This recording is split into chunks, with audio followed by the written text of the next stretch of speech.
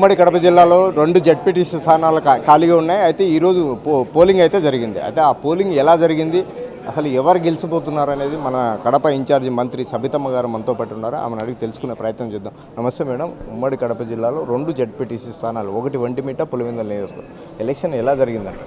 ఉదయం నుంచి చూస్తున్నామండి. ఎలక్షన్ ప్రశాంతంగా ప్రజాస్వామ్యబద్ధంగా జరిగిందన్న విషయం మీకు అందరికీ తెలుసు. మేము కూడా టీవీల ద్వారా చూసాం. స్వచ్ఛందంగా మహిళలు, ముఖ్యంగా యువత ముందుకు వచ్చి, ఎందుకంటే గత సంవత్సరం నుంచి మేము చేసిన అభివృద్ధి కార్యక్రమాలు కావచ్చు, పరిశ్రమలు కావచ్చు, ఉపాధి కావచ్చు, సంక్షేమ పథకాలు కావచ్చు, ఈ రాష్ట్రం తాగునీరు, సాగునీరు అందుతున్నాయి అంటే మాన్యశ్రీ ముఖ్యమంత్రి చంద్రబాబు నాయుడు గారు ముఖ్యమంత్రిగా ఉన్నప్పుడే ఈ రాష్ట్రం బాగుపడింది, మన రాయలసీమ కూడా బాగుపడింది, మరి కడప జిల్లా కూడా బాగుపడింది. అదేవిధంగా అధికారంలోకి వచ్చిన తర్వాత రాష్ట్రం ఏ విధంగా అభివృద్ధిలో పరుగులు పెడుతుందో పులివెందులు కూడా అదేవిధంగా అభివృద్ధి జరుగుతుంది. ప్రజలు ఏదైతే కోరుకున్నారో, అంటే గత 50 సంవత్సరాలుగా ఎప్పుడూ స్థానిక ఎన్నికల్లో వాళ్ళు ఓటు వేసింది లేదు, కనీసం ఓటు అడిగినోళ్ళు కూడా లేరు.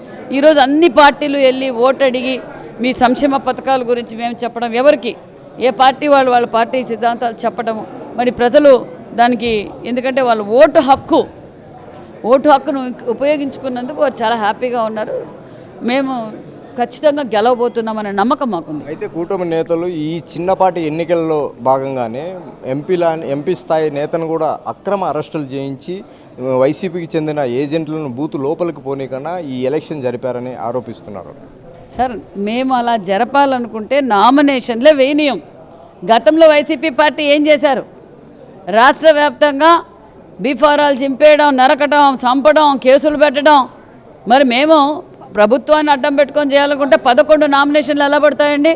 ఉదయం నుంచి పబ్లిక్ ఎలా ఓటేశారు? 74.5% ఓటింగ్ జరిగింది. ఎలా జరుగుతుంది? మరి జగన్మోహన్ రెడ్డి గారు, మరి అవినాష్ రెడ్డి గారు మాట్లాడే అర్హతే లేదు. ఎందుకంటే వివేకానంద రెడ్డి గారు ఈ ప్రాంతంలో వివేకానంద రెడ్డి గారిని ఏ విధంగా గౌరవిస్తారో చూసాం. సొంత కుర్చీ కోసం సొంత కుటుంబ సభ్యులను చంపుకున్నారు. ఒక పక్క సునీతమ్మ గారు బాధపడుతున్నారు, ఒక పక్క విజయమ్మ గారు బాధపడుతున్నారు, షర్మిలమ్మ గారు బాధపడుతున్నారు.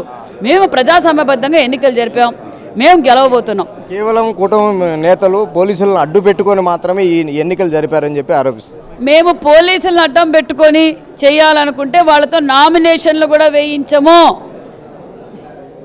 మేము ప్రజాస్వామ్యబద్ధంగా, మా ముఖ్యమంత్రి గారు మాకు ఆదేశించింది ప్రజాస్వామ్యబద్ధంగా ఎన్నికలు జరపండి. వాళ్ళకి అట్లా ఒక్కొక్క ఇంటికి 1,00,000 రూపాయలు కూడా ఇచ్చారంట, మాకు తెలియదు. అది ఇందాక చెప్తున్నారు, 1,00,000 రూపాయలు కూడా ఇచ్చారు. 1,00,000 తీసుకోండి, బుజ్జగిచ్చే వాళ్ళని బుజ్జగిచ్చారు, డబ్బులు ఇచ్చే వాళ్ళకి డబ్బులు ఇచ్చారు, మరి బెదిరించే వాళ్ళని బెదిరించారు. కానీ ప్రజలు అభివృద్ధికి ఓటేస్తున్నారు. ధర్మానికి అధర్మానికి యుద్ధం జరిగింది. ఎప్పుడైనా ధర్మమే గెలుస్తుంది, మేమే గెలవబోతున్నాం అనే విషయాన్ని కూడా మేడం రణరంగం సృష్టించి ఈ జడ్పీటీసీ ఎన్నికలు చేశారు. అందుకోసమని ఎన్నికలు రద్దు చేసింది ఎన్నికల కమిషన్ అని చెప్పి కొన్ని సోషల్ మీడియాలో వైరల్ అవుతుంది. ఇప్పుడు ఎందుకు రద్దు చేస్తుందండి? ఎందుకు? అన్నీ ఈ చీప్ పాలిటిక్స్ వైసీపీ పార్టీ వాళ్ళు మాట్లాడుతున్నారు. ఎందుకంటే వాళ్ళకి అర్థమైపోయింది.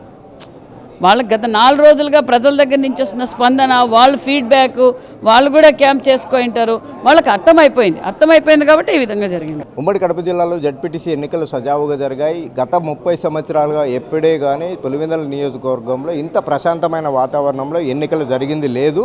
అలాంటిది ఈ జడ్పీటీసీ ఎన్నికలు జరిగాయని అంటున్న కడప ఇన్ఛార్జ్ మంత్రి సబిత. కెమెరా పర్సన్ నాగేష్తో మధు, మెగా 9 టీవీ, పులివెందుల.